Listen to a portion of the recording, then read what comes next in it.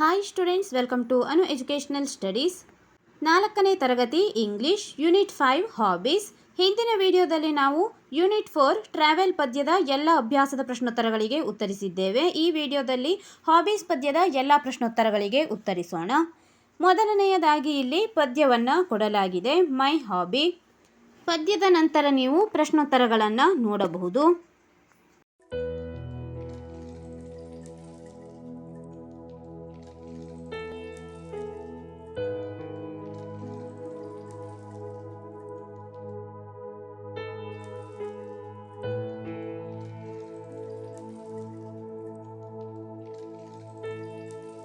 ಇಲ್ಲಿ new words ಎಂದು ಕೊಡಲಾಗಿದೆ. ಕೆಲವೊಂದಿಷ್ಟು ಪದಗಳ ಅರ್ಥಗಳನ್ನು ಇಲ್ಲಿ ಕೊಟ್ಟಿದ್ದಾರೆ, ಓದಿಕೊಳ್ಳಿ.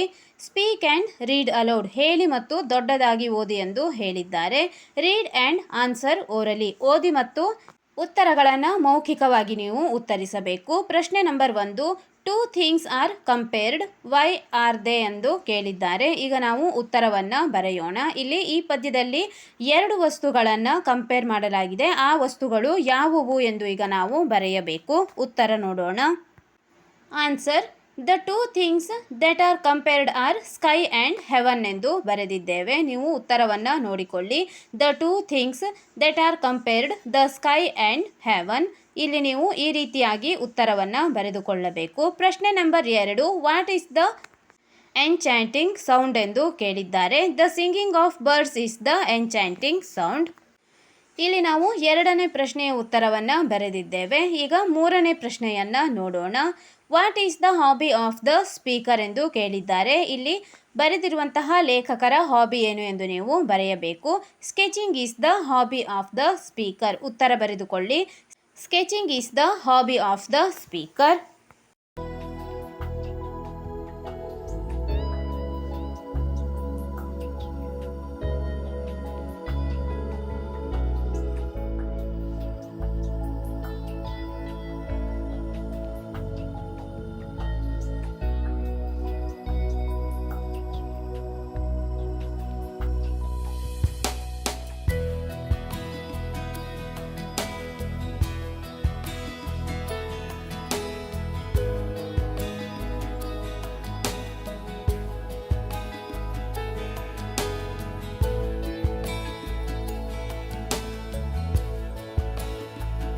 ಪ್ರಶ್ನೆ number 4, the speaker says he sits carelessly away because. ಇಲ್ಲಿ 3 ಪ್ರಶ್ನೆಯನ್ನು ಕೊಡಲಾಗಿದೆ. A, he is lazy. B, he loves nature. C, he hates crowds ಎಂದು ಕೊಟ್ಟಿದ್ದಾರೆ. ಈಗ ನಾವು ಇಲ್ಲಿ ಸರಿಯಾದಂತಹ ಉತ್ತರವನ್ನು ಆರಿಸಿ ಬರೆಯಬೇಕು. ಇಲ್ಲಿ ಸರಿಯಾದಂತಹ ಉತ್ತರ ಬಿ ಆಗಿದೆ. ಬಿ, ಹಿ ಲವ್ಸ್ ನೇಚರ್ ಎಂದು ಬರೆದುಕೊಳ್ಳಿ. ಇಲ್ಲಿ the speaker says he sits carelessly away because he loves nature. ಇಲ್ಲಿ ಉತ್ತರವನ್ನು ಬರೆದಿದ್ದೇವೆ. ಮುಂದಿನ ಪ್ರಶ್ನೆ ನೋಡೋಣ.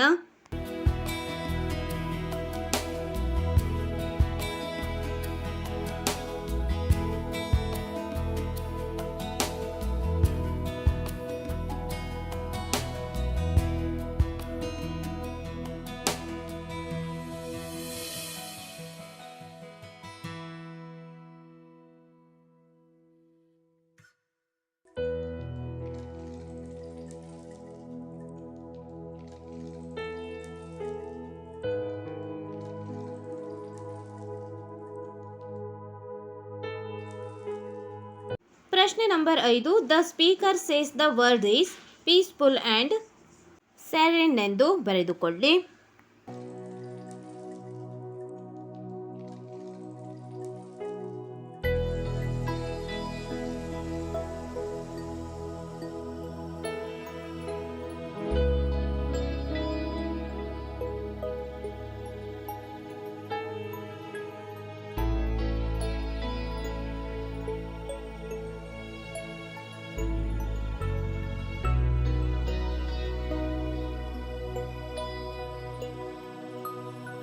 Page number 70, listen and say aloud, ಕೇಳಿರಿ ಮತ್ತು ದೊಡ್ಡದಾಗಿ ಹೇಳಿ ಎಂದು ಹೇಳಿದ್ದಾರೆ. Teacher say these words, listen then say the words aloud. ಇಲ್ಲಿ ನೀವು ಮೊದಲನೆಯದಾಗಿ ಶಿಕ್ಷಕರು ಹೇಳಿಕೊಡುವಂತಹ ಶಬ್ದಗಳನ್ನು ಸರಿಯಾಗಿ ಕೇಳಿಸಿಕೊಂಡು ನಂತರದಲ್ಲಿ ದೊಡ್ಡದಾಗಿ ಹೇಳಬೇಕು. ಇಲ್ಲಿ ಎರಡನೆಯದಾಗಿ divide the words into 2 groups. The first group has words with SH sound and the second with CH sound. Write them in parts A and B. Some examples are given ಎಂದು ಕೊಟ್ಟಿದ್ದಾರೆ. ಇಲ್ಲಿ SH ಮತ್ತು CH ಅನ್ನು ಹೊಂದಿರುವಂತಹ English ಪದಗಳನ್ನು ನೀವು ಬರೆಯಬೇಕು. ಉದಾಹರಣೆಯಾಗಿ ನಾವು ಬರೆದಿದ್ದೇವೆ, ನೋಡಿಕೊಳ್ಳಿ. ಎ ಪಾಟ್ನಲ್ಲಿ ಶಾರ್ಟ್ ಮೆಶ್ ಎಂದು ಬರೆದಿದ್ದಾರೆ. ಈಗ ನಾವು ಉದಾಹರಣೆಗಳನ್ನು ಬರೆಯೋಣ. Shell, fish, shoe, flesh, rush, ship, mesh, shine ಇವು SH ಅನ್ನು ಹೊಂದಿರುವಂತಹ ಪದಗಳಾಗಿದ್ದಾವೆ. ಈಗ ಪಾರ್ಟ್ ಬಿ ನಲ್ಲಿ ನಾವು CH ಅನ್ನು ಹೊಂದಿರುವಂತಹ ಶಬ್ದಗಳನ್ನು ಬರೆಯಬೇಕು. ಇಲ್ಲಿ ಉದಾಹರಣೆಯಾಗಿ ಮ್ಯಾಚ್ ಮತ್ತು ಚೀಕ್ ಎಂದು ಕೊಟ್ಟಿದ್ದಾರೆ. ನಾವು ಇನ್ನುಳಿದ ಉದಾಹರಣೆಗಳನ್ನು ಬರೆಯೋಣ. Stitch, catch, match, cherry, rich, chair ಈ ರೀತಿಯಾಗಿ ನೀವು ಇಲ್ಲಿ ಕೆಲವೊಂದಿಷ್ಟು ಉದಾಹರಣೆಗಳನ್ನು ಬರೆಯಬೇಕಾಗಿದೆ.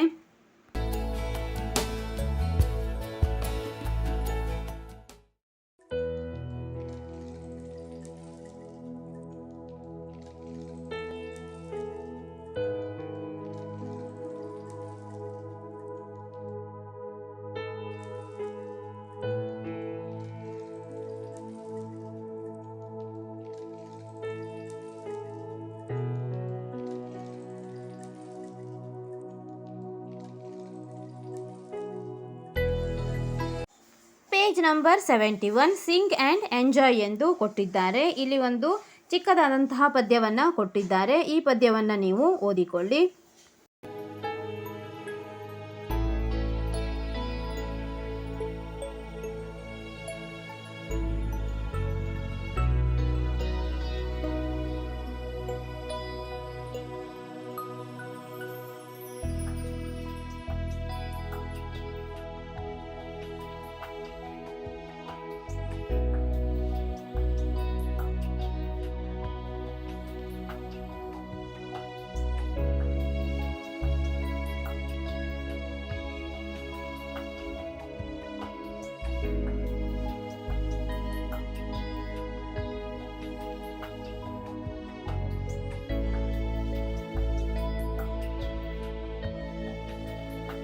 ಪೇಜ್ ನಂಬರ್ 72 ರೈಟ್ ವೆಲ್ ಎಂದು ಕೊಟ್ಟಿದ್ದಾರೆ. ಪ್ರಶ್ನೆ number 1. For each word 4 more words are given. Circle the word which means the same as the given word. One has been done for you. ಇಲ್ಲಿ ಒಂದು ಉದಾಹರಣೆಯನ್ನು ಕೊಟ್ಟಿದ್ದಾರೆ, ನೋಡಿಕೊಳ್ಳಿ. ಸ್ಕೆಚ್ ಎಂದು ಕೊಟ್ಟಿದ್ದಾರೆ. ಸ್ಕೆಚ್ನ ಅರ್ಥವನ್ನು ಹೊಂದಿರುವಂತಹ ಪದಗಳನ್ನು ನಾವು ನೋಡಬೇಕು. ಉದಾಹರಣೆಯಾಗಿ ಇಲ್ಲಿ ಡ್ರಾ ಎಂದು ಕೊಟ್ಟಿದ್ದಾರೆ. ರೈಟ್, ರೀಡ್, ಡ್ರಾ, ಸಿಂಗ್ ಎಂದು ಕೊಡಲಾಗಿದೆ. ಇಲ್ಲಿ ಸ್ಕೆಚ್ನ ಅರ್ಥ ಡ್ರಾ ಆಗಿರುವುದರಿಂದ ಡ್ರಾಗೆ ಒಂದು ಸರ್ಕಲನ್ನು ಹಾಕಿದ್ದಾರೆ. ಮುಂದಿನ ಪ್ರಶ್ನೆ ನೋಡೋಣ. ಎನ್ಚಾಂಟಿಂಗ್ ಎಂದು ಕೊಡಲಾಗಿದೆ. ಸಿಂಗಿಂಗ್, ಅಟ್ರಾಕ್ಟಿವ್, ಡ್ಯಾನ್ಸಿಂಗ್, ಫ್ಲೈಯಿಂಗ್ ಎಂದು ಕೊಟ್ಟಿದ್ದಾರೆ. ಎನ್ಚಾಂಟಿಂಗ್ ಇದರ ಅರ್ಥ ಅಟ್ರಾಕ್ಟಿವ್ ಆಗಿದೆ. ಸಿಂಗಿಂಗ್ ಎಂದರೆ ಹಾಡುವುದು, ಡ್ಯಾನ್ಸಿಂಗ್ ಎಂದರೆ ಡ್ಯಾನ್ಸ್ ಮಾಡುವುದು ಮತ್ತು ಫ್ಲೈಯಿಂಗ್ ಎಂದರೆ ಹಾರುವುದಾಗಿದೆ. ಆದ್ದರಿಂದ ಎನ್ಚಾಂಟಿಂಗ್ ಇದರ ಅರ್ಥ ಅಟ್ರಾಕ್ಟಿವ್ ಆಗಿದೆ. ಅಟ್ರಾಕ್ಟಿವ್ಗೆ ನೀವು ಸರ್ಕಲನ್ನು ಹಾಕಿಕೊಳ್ಳಿ. ಚೆರಿಷೆಡ್ ಎಂದು ಕೊಟ್ಟಿದ್ದಾರೆ. ಡಿಸೈರ್ಡ್, ಹೇಟೆಡ್, ಕಾಪಿಡ್, ಪ್ರಿಪೇರ್ಡ್ ಎಂದು ಕೊಡಲಾಗಿದೆ. ಅರ್ಥ ಡಿಸೈರ್ಡ್ ಆಗಿದೆ. ಆದ್ದರಿಂದ ನೀವು ಡಿಸೈರ್ಡ್ ಇರುವಲ್ಲಿ ವೃತ್ತವನ್ನು ಹಾಕಿಕೊಳ್ಳಿ. ಸಿರಿನ್ ಎಂದು ಕೊಟ್ಟಿದ್ದಾರೆ. ಅನ್ಪ್ಲೀಸೆಂಟ್, ಕಾಮ್, ನೋಸಿ, ಡಿಸ್ಟರ್ಬಿಂಗ್ ಎಂದು ಕೊಡಲಾಗಿದೆ. ಇಲ್ಲಿ ಅರ್ಥ ಕಾಮ್ ಆಗಿದೆ. CALM ಕಾಮ್ಗೆ ನೀವು ಸರ್ಕಲನ್ನು ಹಾಕಿಕೊಳ್ಳಬೇಕು. ಪ್ರಶ್ನೆ ನಂಬರ್ 2 ಗಮನಿಸಿ. Complete each of the following sentences which the right word. These words are given in the brackets but their spellings are jumbled ಎಂದು ಕೊಡಲಾಗಿದೆ. ಇಲ್ಲಿ ಕೊಟ್ಟಿರುವಂತಹ ಪದಗಳ ಲೆಟರ್ಸ್ಗಳು ಅದಲು ಬದಲಾಗಿವೆ. ನಾವು ಸರಿಯಾಗಿ ಜೋಡಿಸಿ ಬರೆಯಬೇಕು. ಪ್ರಶ್ನೆ. The ink is as red as dash ಎಂದು ಕೊಡಲಾಗಿದೆ. ಇಲ್ಲಿ ಇಂಕ್ ಈ ರೀತಿಯಾಗಿ ಕೆಂಪು ಬಣ್ಣದ್ದಾಗಿದೆ ಎಂದು ಕೊಟ್ಟಿದ್ದಾರೆ. ಸ್ಪೆಲ್ಲಿಂಗ್ ಅನ್ನು ಗಮನಿಸಿ. ಬ್ರಾಕೆಟ್ನಲ್ಲಿ OLOBD ಎಂದು ಕೊಡಲಾಗಿದೆ. ಇವುಗಳನ್ನು ನಾವು ಸರಿಯಾಗಿ ಜೋಡಿಸಿ ಬ್ಲಡ್ ಎಂದು ಬರೆಯಬೇಕು. ಬರೆದುಕೊಳ್ಳಿ. BLOOD ಬ್ಲಡ್ ಆಗಿದೆ. ಪ್ರಶ್ನೆ B. The birds are happy dash ಎಂದು ಕೊಟ್ಟಿದ್ದಾರೆ. ಬ್ರಾಕೆಟ್ನಲ್ಲಿ IGSNIGN ಎಂದು ಕೊಟ್ಟಿದ್ದಾರೆ. ಇವುಗಳನ್ನು ಸರಿಯಾಗಿ ನಾವು ಜೋಡಿಸಿ ಸಿಂಗಿಂಗ್ ಎಂದು ಬರೆಯಬೇಕು. The birds are happy singing ಎಂದು ಬರೆಯಬೇಕಾಗಿದೆ. ಸಿ ಪ್ರಶ್ನೆ. ಸ್ಕೆಚಿಂಗ್ ಈಸ್ ಮೈ ಡ್ಯಾಶ್ ಎಂದು ಕೊಟ್ಟಿದ್ದಾರೆ. ಬ್ರಾಕೆಟ್ನಲ್ಲಿ BOHYB ಎಂದು ಬರೆಯಲಾಗಿದೆ. ಹಾಬಿ ಎಂದು ನೀವು ಮಾಡಬೇಕು. HOBBY ಹಾಬಿ ಎಂದು ಬರೆದುಕೊಳ್ಳಿ. C sketching is my hobby. D ಪ್ರಶ್ನೆ so now I lie here dash ಎಂದು ಕೊಟ್ಟಿದ್ದಾರೆ. ಬ್ರ್ಯಾಕೆಟ್ನಲ್ಲಿ ARDGNIW ಎಂದು ಕೊಡಲಾಗಿದೆ. ಡ್ರಾಯಿಂಗ್ ಎಂದು ಬರೆದುಕೊಳ್ಳಿ. ಈ ಪ್ರಶ್ನೆ ದಿಸ್ ವರ್ಡ್ ಈಸ್ ಮೈ ಚೆರಿಶೆಡ್ ಎಂದು ಕೊಡಲಾಗಿದೆ. ಡ್ಯಾಶ್ ಎಂದು ಕೊಟ್ಟಿದ್ದಾರೆ. ಬ್ರ್ಯಾಕೆಟ್ನಲ್ಲಿ OEVL ಎಂದು ಕೊಟ್ಟಿದ್ದಾರೆ. ಲವ್ ಎಂದು ಬರೆದುಕೊಳ್ಳಿ. LOVE ಲವ್ ಎಂದು ಬ್ರ್ಯಾಕೆಟ್ನಲ್ಲಿ ಬರೆಯಬೇಕು. ಪ್ರಶ್ನೆ number 3, identify the pairs of rhyming words from the poem. Make a list of the words in your notebook. One is given ಎಂದು ಕೊಟ್ಟಿದ್ದಾರೆ. ಇಲ್ಲಿ ಒಂದು ಉದಾಹರಣೆಯನ್ನು ಕೊಡಲಾಗಿದೆ. Work with a partner, think of more words that rhyme with the words. One has been done for you. ಮೊದಲನೆಯದಾಗಿ ನೀವು ಇಲ್ಲಿ ಉತ್ತರವನ್ನು ನೋಡಿಕೊಳ್ಳಿ. ಸೌಂಡ್, ಫೌಂಡ್, ರೌಂಡ್, ಬೌಂಡ್ ಎಂದು ಕೊಡಲಾಗಿದೆ. ಇವು ಪ್ರಾಸಪದಗಳು. ಎರಡನೆಯದಾಗಿ ಪಾರ್ಕ್ ಎಂದು ಕೊಟ್ಟಿದ್ದಾರೆ. ಇವುಗಳಿಗೆ ಪ್ರಾಸಪದಗಳನ್ನು ನಾವು ಬರೆಯಬೇಕು, ಅಂದರೆ rhyming words. Park, mark, dark, shark ಇವು ರೈಮ್ ವರ್ಡ್ಸ್ ಆಗಿವೆ. ಮೂರನೆಯದಾಗಿ ನೆಕ್ಸ್ಟ್ ಎಂದು ಕೊಟ್ಟಿದ್ದಾರೆ. ಗೆಸ್ಟ್, ವೆಸ್ಟ್, ರೆಸ್ಟ್ ಈ ರೀತಿಯಾಗಿ ನೀವು ಬರೆದುಕೊಳ್ಳಿ. ಯಾವುದಾದರೂ ಬೇರೆ ಉದಾಹರಣೆಗಳನ್ನು ಬೇಕಾದರೂ ನೀವು ಇಲ್ಲಿ ಬರೆಯಬಹುದು. Some pictures are given below, colour them as you like ಎಂದು ಕೊಡಲಾಗಿದೆ. ಇಲ್ಲಿ ಕೆಳಗಡೆ 3 ಚಿತ್ರಗಳನ್ನು ಕೊಟ್ಟಿದ್ದಾರೆ. ಈ 3 ಚಿತ್ರಗಳಿಗೆ ನೀವು ನಿಮಗೆ ಇಷ್ಟ ಬಂದಂತಹ ಕಲರ್ಸ್ಗಳನ್ನು ತುಂಬಬಹುದಾಗಿದೆ.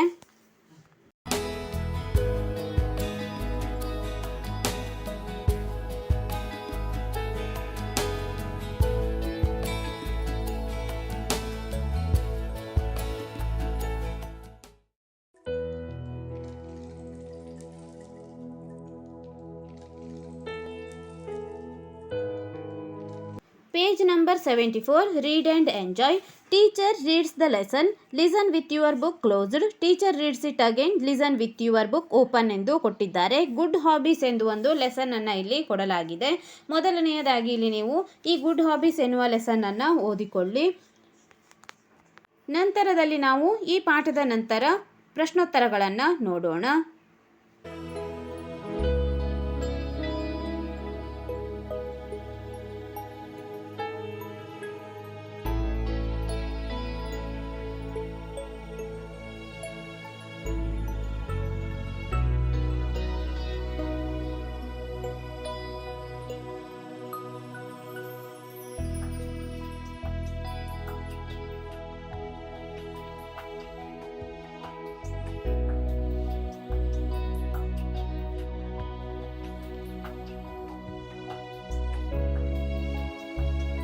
ನ್ಯೂ ವರ್ಡ್ಸ್ ಎಂದು ಕೊಡಲಾಗಿದೆ. ಇಲ್ಲಿ ಕೆಲವೊಂದಿಷ್ಟು ಪದಗಳ ಅರ್ಥಗಳನ್ನು ಕೊಟ್ಟಿದ್ದಾರೆ, ನೋಡಿಕೊಳ್ಳಿ. Read and write. A short paragraph of sir C V Raman is given but the paragraph is incomplete. Supply appropriate words or complete the paragraph ಎಂದು ಕೊಡಲಾಗಿದೆ. ಈಗ ನಾವು ಮುಂದೆ ಕೊಟ್ಟಿರುವಂತಹ ಪ್ಯಾರಾಗ್ರಾಫ್ನಲ್ಲಿ ಬಿಟ್ಟ ಸ್ಥಳಗಳನ್ನು ತುಂಬೋಣ. Raman was good at dash ಎಂದು ಕೊಟ್ಟಿದ್ದಾರೆ. Raman was good at studies. His friends used to make dash ಎಂದು ಕೊಡಲಾಗಿದೆ. ಕಿಡ್ಸ್ ಎಂದು ಬರೆದುಕೊಳ್ಳಿ. But during free time Raman would go dash ಎಂದು ಕೊಡಲಾಗಿದೆ. Long walk.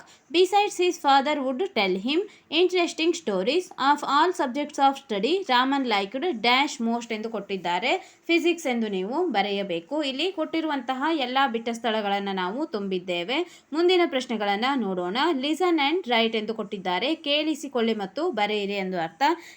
Teacher says a sentence looking at each picture and the word given in brackets. Listen carefully to what your teacher says ಎಂದು ಕೊಡಲಾಗಿದೆ. Step 2, teacher repeat the same ಎಂದು ಕೊಟ್ಟಿದ್ದಾರೆ. ಇಲ್ಲಿ ನೀವು ಕೊಟ್ಟಿರುವಂತಹ ಚಿತ್ರಗಳನ್ನು ಗಮನಿಸಿಕೊಳ್ಳಿ. Now complete each sentences under each picture ಎಂದು ಕೊಡಲಾಗಿದೆ. ಇಲ್ಲಿ ಕೊಟ್ಟಿರುವಂತಹ ಚಿತ್ರಗಳಿಗೆ ನೀವು ಸೆಂಟೆನ್ಸ್ಗಳನ್ನು ಬರೆಯಬೇಕು. ಮೊದಲನೆಯದಾಗಿ ಪುಷ್ ಚೇರ್ ಎಂದು ಕೊಟ್ಟಿದ್ದಾರೆ. ಇಲ್ಲಿ ಹುಡುಗ ಒಂದು ಚೇರನ್ನು ತಳ್ಳುತ್ತಿದ್ದಾನೆ. ಕೆಳಗಡೆಯಲ್ಲಿ the boy is pushing the chair ಎಂದು ಬರೆದುಕೊಳ್ಳಿ. ಈ ಹುಡುಗನು ಚೇರನ್ನು ತಳ್ಳುತ್ತಿದ್ದಾನೆ ಎಂದು ಅರ್ಥ. The boy is pushing the chair. ಎರಡನೆಯದಾಗಿ ಮಿಕ್ಸ್ ಕಾಫಿಯನ್ನು ಮಿಕ್ಸ್ ಮಾಡುವಂತಹ ಒಂದು ಚಿತ್ರವನ್ನು ತೋರಿಸಿದ್ದಾರೆ. ಈಗ ನೀವು ಸೆಂಟೆನ್ಸನ್ನು ಬರೆಯಬೇಕು. Mother is mixing the coffee. ಮೂರನೇ ಚಿತ್ರದಲ್ಲಿ ಡ್ರೈ ಪ್ಲೇಟ್ ಎಂದು ಕೊಡಲಾಗಿದೆ. ಇಲ್ಲಿ ಒಂದು ಹುಡುಗಿ ಪ್ಲೇಟ್ಗಳನ್ನು ಒರೆಸಿ ಡ್ರೈ ಮಾಡುತ್ತಿದ್ದಾಳೆ. The girl is drying the plate ಎಂದು ನೀವು ಸೆಂಟೆನ್ಸನ್ನು ಬರೆಯಬೇಕು. ಇನ್ನೊಮ್ಮೆ ನೋಡಿಕೊಳ್ಳಿ. The girl is drying the plate. ಮೂರನೆಯದಾಗಿ ಸ್ವೀಪ್ ಫ್ಲೋರ್ ಎಂದು ಕೊಡಲಾಗಿದೆ. ನೆಲವರೆಸುವ ಚಿತ್ರವನ್ನು ಇಲ್ಲಿ ಕೊಟ್ಟಿದ್ದಾರೆ. The girl is sweeping the floor ಎಂದು ಬರೆಯಬೇಕು. The girl is sweeping the floor.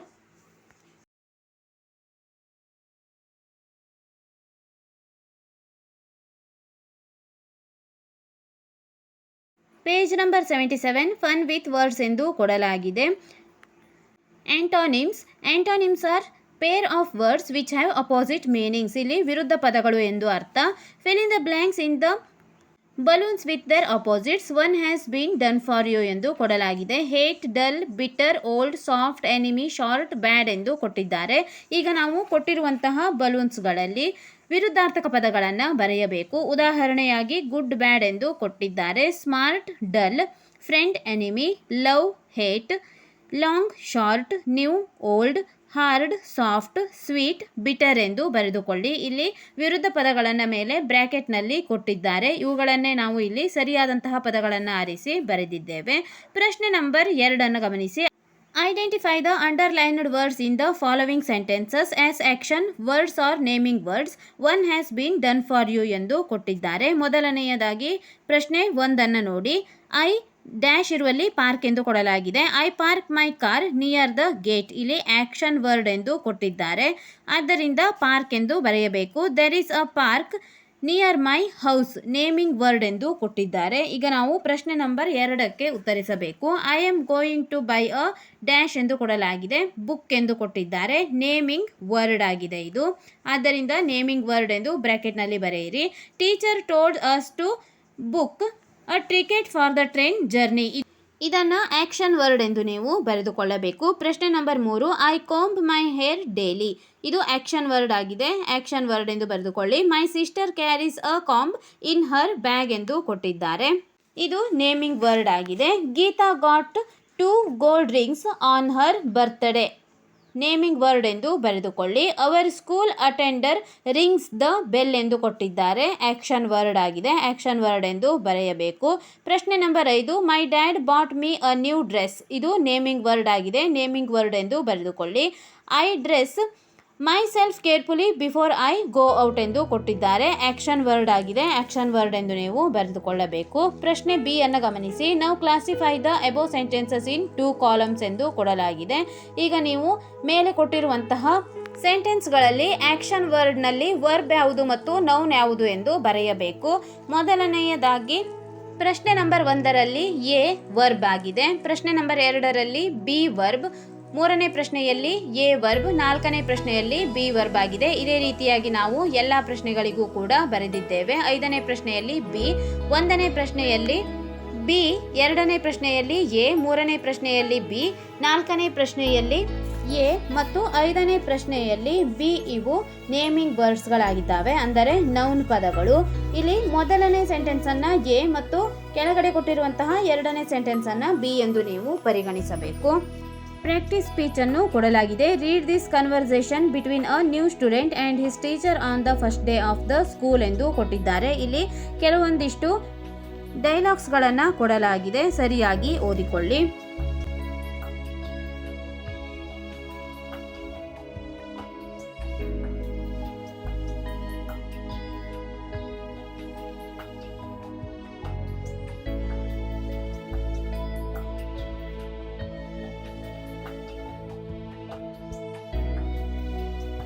Page number 79ರಲ್ಲಿ ರೈಟ್ ಮೋರ್ ಎಂದು ಕೊಟ್ಟಿದ್ದಾರೆ. Look at the clues and complete the sentences. One has been done for you, then write a paragraph based on them ಎಂದು ಕೊಡಲಾಗಿದೆ. ಒಂದು ಉದಾಹರಣೆಯನ್ನು ಅವರೇ ಕೊಟ್ಟಿದ್ದಾರೆ, ನೋಡಿಕೊಳ್ಳಿ. ಪವನ್ ಐ ಫ್ರೆಂಡ್ಸ್ ಎಂದು ಕೊಟ್ಟಿದ್ದಾರೆ. ಉತ್ತರ Pavan and I are friends ಎಂದು ಬರೆಯಬೇಕು. 2ನೇ ಪ್ರಶ್ನೆ ನೋಡಿ. I like drawing, Pavan likes singing ಎಂದು ಈ ರೀತಿಯಾಗಿ ಕೊಟ್ಟಿದ್ದಾರೆ. ಉತ್ತರ I like drawing and Pavan like singing ಎಂದು ಬರೆಯಿರಿ. ಇನ್ನೊಮ್ಮೆ ನೋಡಿ. I like drawing and Pavan likes singing ಎಂದು ಬರೆಯಬೇಕು. ಪ್ರಶ್ನೆ ನಂಬರ್ 3ರಲ್ಲಿ ಯೂಸುವಲಿ ಡ್ರಾ ಪಿಕ್ಚರ್ಸ್ ನೇಚರ್ ಎಂದು ಕೊಡಲಾಗಿದೆ. ಸರಿಯಾದ ಉತ್ತರ usually I draw pictures related to nature ಎಂದು ಬರೆಯಬೇಕು. ಪ್ರಶ್ನೆ number 4. Pavan film songs well ಎಂದು ಕೊಡಲಾಗಿದೆ. Pavan sings film songs so well ಎಂದು ನೀವು ಬರೆಯಬೇಕು. 5ನೇ ಪ್ರಶ್ನೆಯಲ್ಲಿ ಆಲ್ ಸ್ಟೂಡೆಂಟ್ಸ್ ಲೈಕ್ ಎಂದು ಕೊಟ್ಟಿದ್ದಾರೆ. ಉತ್ತರ all students appreciated us and liked us to perform ಎಂದು ನೀವು ಬರೆಯಬೇಕು. ಇನ್ನೊಮ್ಮೆ ಎಲ್ಲ ಉತ್ತರಗಳನ್ನು ಸರಿಯಾಗಿ ನೋಡಿ ಬರೆದುಕೊಳ್ಳಿ.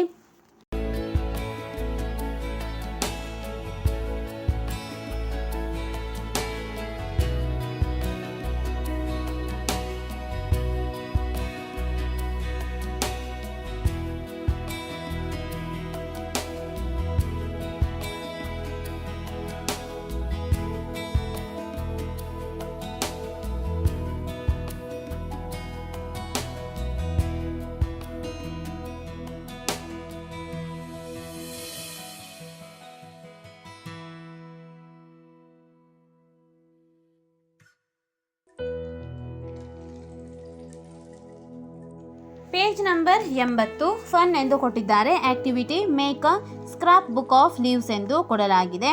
ನೀವು ಕೂಡ ಈ ಆಕ್ಟಿವಿಟಿಗಳನ್ನು ಓದಿಕೊಂಡು ಮಾಡಿ.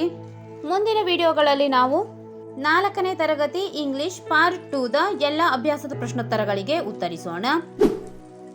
4ನೇ ತರಗತಿ ಇಂಗ್ಲಿಷ್ ಭಾಗ 1ರ ಎಲ್ಲ ಪಾಠಗಳ ಪ್ರಶ್ನೋತ್ತರಗಳಿಗಾಗಿ ನಮ್ಮ ಚಾನೆಲ್ನ playlist 4th class English part 1 question and answers ಅನ್ನು ಗಮನಿಸಿ.